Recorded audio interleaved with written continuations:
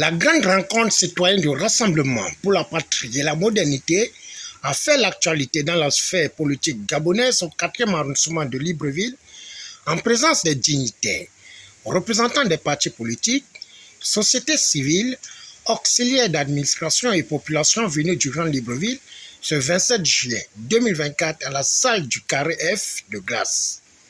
Je suis particulièrement heureux de me retrouver avec vous cette matinée du 27 juillet 2024 et j'éprouve une immense joie du fait que vous ayez répondu massivement présent à notre appel. Je voudrais, au préalable, vous comprendrez que à ce moment, je ne puis m'empêcher de penser à nos frères et sœurs qui nous ont quittés avant le coup de libération.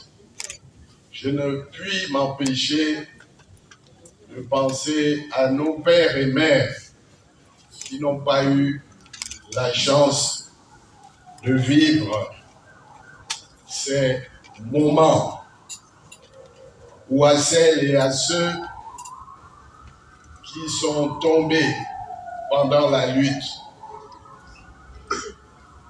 Je voudrais vous demander de bien vouloir vous lever pour observer une minute de silence. Grande capacité de mobilisation de notre parti, le Rassemblement pour la patrie et la modernité, qui, de par son attachement aux idéaux de démocratie, de progrès et d'équité, s'impose, malgré sa mutation, comme une force politique de premier plan dans notre pays. Après la concorde, hommage aux défunts et introduction du bien fondé de la rencontre, face aux militants et sympathisants, le vice-premier ministre Alexandre Barrot-Chambrier, convaincu de la vision du CTRI, piloté par le général de brigade Biscotter Olegingema, invite le RPM en rang serré pour la présidentielle de 2025 en faisant une analyse et décryptage de l'actualité sociale, politique et économique à l'aube du référendum pour le oui. Je voudrais également saluer à celles et à ceux venus d'horizons divers pour cette rencontre citoyenne. Et je leur dis grand merci. Nous vous accueillons à bras ouverts dans ce rendez-vous du donner et du recevoir. Il s'agit bien d'une rencontre citoyenne et qui dépasse le cadre des militants, des sympathisants, pour élargir au maximum le cercle.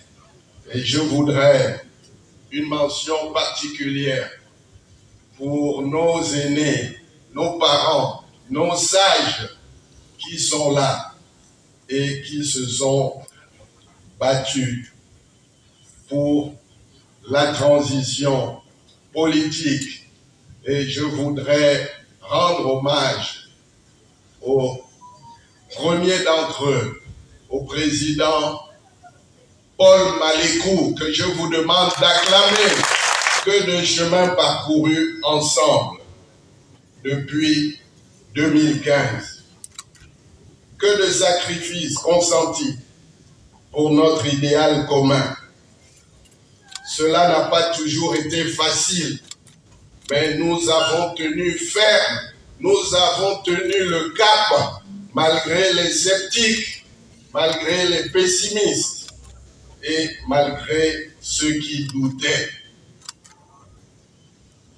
Comme quoi, lorsque on défend une cause juste, elle finit toujours par triompher.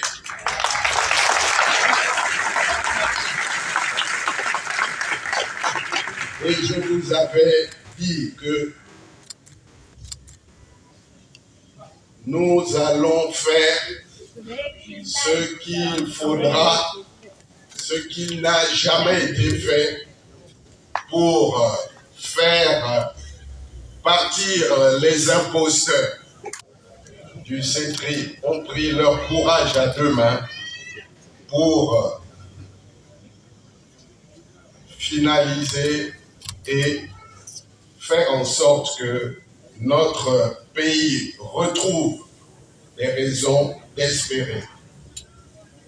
C'est l'occasion pour moi de rendre un hommage mérité à mes compagnons de lutte, ceux qui sont restés, comme ceux qui sont partis explorer d'autres horizons.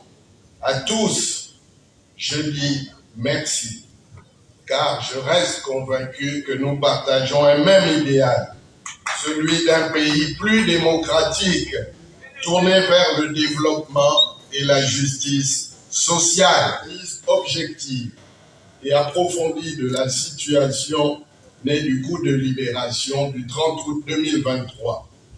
Notre parti a décidé d'apporter son plein soutien au CTRI et à son président, le général de brigade Brice Clotaire Oligui Nguema. On peut se demander si les raisons fondamentales de notre soutien ont changé. Pour notre part, nous ne le croyons pas. En effet, le CETRI s'était engagé pour l'essentiel à restaurer, premièrement, à restaurer les institutions. Deuxièmement, à rendre aux Gabonais leur dignité. Le premier engagement peut se vérifier par le fait que la feuille de route de la transition est mise en œuvre conformément à son contenu et au calendrier établi. Ce faisant, les prochaines étapes qui porteront sur la tenue du référendum en vue de l'adoption d'une nouvelle constitution d'une part et sur l'organisation des élections présidentielles, législatives et locales d'autre part, sont très attendues par nos compatriotes. S'agissant du référendum, dans la vie, il faut être clair. Notre position de principe sera de faire campagne pour le oui de ce bon candidat à la magistrature suprême.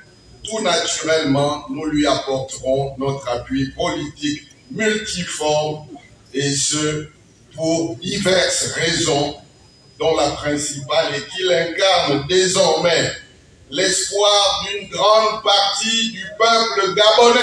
Mes amis, les choix sont avant tout une affaire de confiance.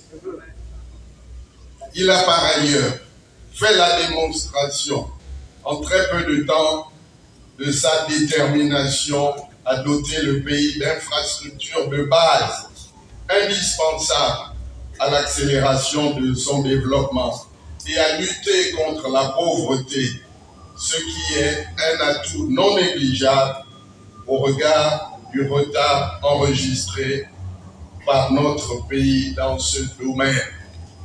La donnée principale est que notre pays a pris trop de retard et nous devons ensemble nous unir pour travailler en faveur du développement du pays.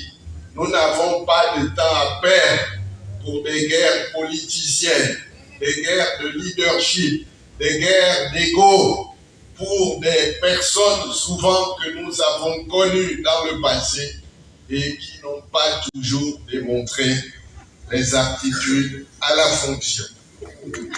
Nous notons que cette sortie inédite du RPM représente un tournant majeur et significatif dans la consolidation de l'unité et convergence des forces à travers des alliances fortes au général de brigade Brice Clotaire Oligui Nguema. Au finish, c'est dans une ambiance bon enfant que cette rencontre citoyenne du RPM a fait tomber son rideau en donnant une pilule amère aux ennemis du CTRI.